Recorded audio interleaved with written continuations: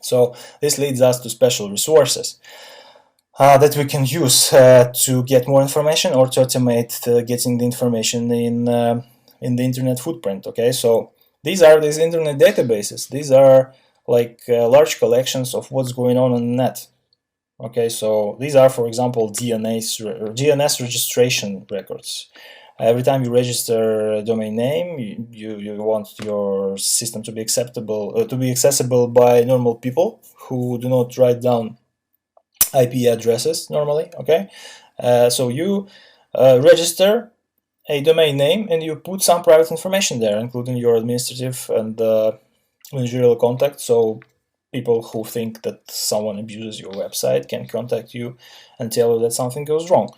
There are ways to masquerade that, but most of the companies do not bother, so they have some contacts in there already. It will give you an idea about what's going on in the company's infrastructure, for starters. Okay, there are internet archives. These are the guys who just take snapshots of different websites they think are interesting for our ancestors. Okay, so they just archive it and it's available, and if someone suddenly removes a PDF document from their website, you can go back in time and retrieve this document from Internet Archive. Archive.org is a good example of that. There are specialized search engines. Let's name a few. So one of the most famous is Shodan, of course, Shodan HQ. You can Google it. It's basically the idea is to scan all IPv4 address space and to see what is there, right? Just to visit popular service ports and dump banners and store this somewhere for the general public to search. There is an API. If you pay a few bucks, you can automate that. So that's very interesting. You should play around it. So the second one is Census. I will give you links in the end of this presentation, I guess. But Census is very interesting because it actually made information about the websites masked by Cloudflare or other means of anonymization and attack protection visible to anyone, to the public, for the first time. As far as I can remember, they were the most popular basically for that reason. So what is it? It's also scanning everything and then grouping it by some qualities. For example, if you see that there is a website on Amazon that is accessible by an IP address and it has a certain SSL certificate, you will group it by the same certificate present at a Cloudflare protected website, for example, right? And when you go into the search window and just type a website name, you will receive both. So that's really interesting. It can be outdated, but it gives you an idea about the scope, who manages it, how frequently it is changed, and so on. And there are web service APIs for all this, right? So there are frameworks, there are standalone tools that use programmable APIs to retrieve all this information in large amounts absolutely automatically. For example, this recon ng framework, it's very useful mostly because it is the framework, right? You can use it as a Metasploit. So the paradigm is pretty much the same. You can load different modules, they connect different services, and they give you different information. But we will discuss it in more detail a bit later. So what are the tools of automation and the methods of achieving this level of automation? So for passive recon, we basically use open information. So we start with Google, Bing, Yahoo, or some local national search engines that are popular in this specific area. We of course go to LinkedIn, because in corporate world everyone has an account and everything is linked with one another. So if you know that The personnel in the company is relatively young, so they are into this culture of social networking. You can expect them to be massively registered in LinkedIn, right? Facebook is of the same importance, I guess, or even of more importance, but it's more private. Okay, so you would have to put some effort into digging business information from Facebook. But still, there are APIs. There is this friend search functionality. Not many are aware of, by the way, that you can use in order to basically find anyone who have put the name of a certain company into their work history in Facebook.